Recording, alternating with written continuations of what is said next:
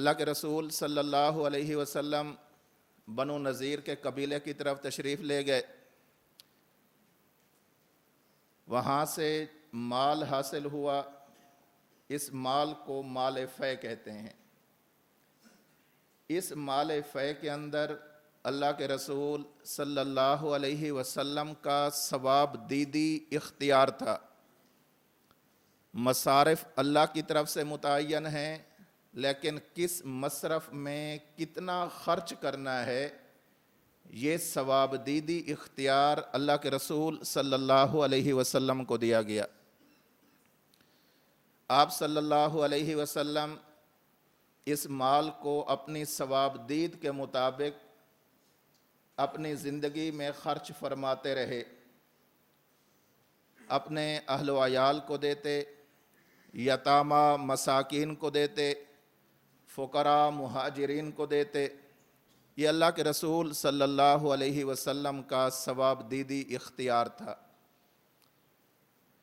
اللہ کے رسول صلی اللہ علیہ وسلم کی وفات کے بعد مسلمانوں نے مشورہ کر کے سیدنا ابو بکر صدیق رضی اللہ تعالی عنہ کو اپنا خلیفہ اور نبی کا جانشین منتخب کیا۔ حضرت سیدنا صدیق اکبر رضی اللہ تعالی عنہ اسی طرح سارے کام کرتے رہے جو نبوت کے منہج کے عین مطابق تھے۔ یہاں سے خلافت راشدہ علی منہاج النبوت شروع ہوتی ہے۔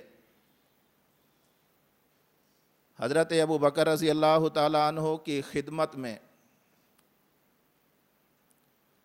ازواج مطہرات نے حضرت عثمان رضی اللہ تعالی عنہ کو بھیجا۔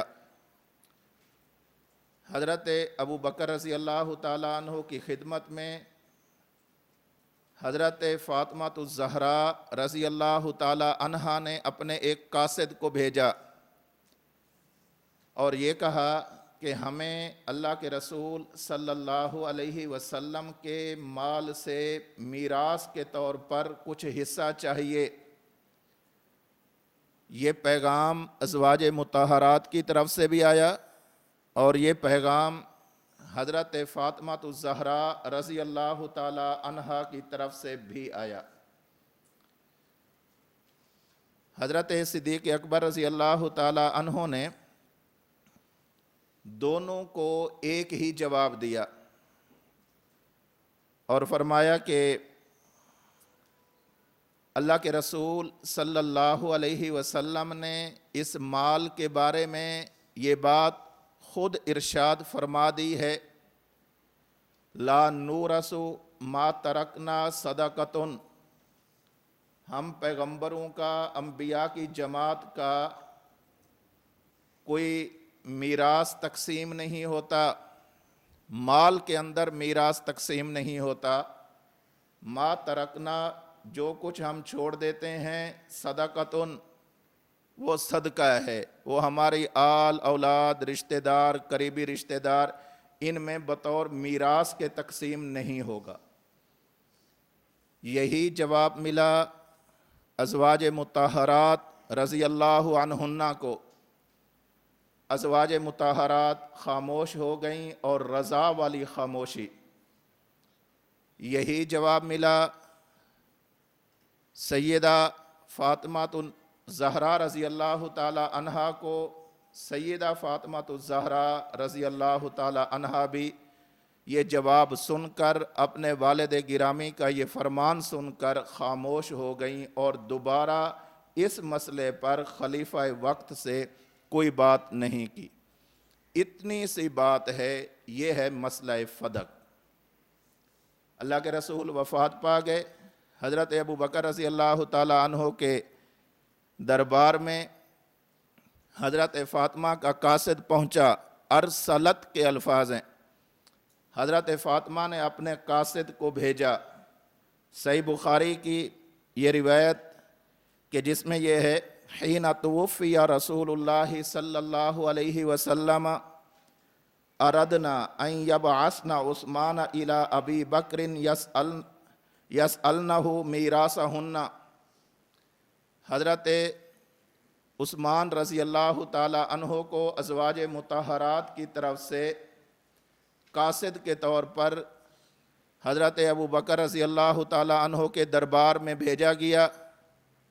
वहाँ पर भी हज़रत अबू बकर रज़ी अल्लाह ताला अन्हो चूँकि नबी के खलीफा जानशीन थे, उन्होंने वही बात इरशाद फरमाई जो बात हज़रत फ़ातिमा रज़ी अल्लाह ताला अन्हा के कासिद को फरमाई। हज़रत फ़ातिमा भी इस जवाब को सुनकर ख़ामोश हैं और अज़वाज मुतहरात भी इस जवाब को सुनकर ख़ामोश हैं।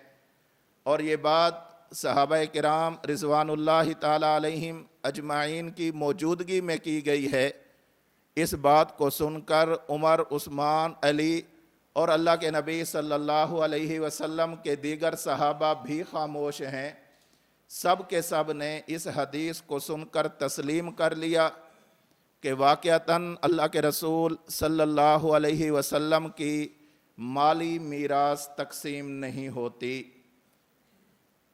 और ये जो हज़रत फ़ातिमा रज़ी अल्लाह ताला अन्हा ने अपना कासिद भेजा था कि मुझे अपने वालिद गिरामी की मीरास चाहिए, इस मीरास का ताल्लुक़ जिनका वो मुतालबा कर रही हैं, इसका ताल्लुक़ इसी फ़दक वाली ज़मीन के साथ था।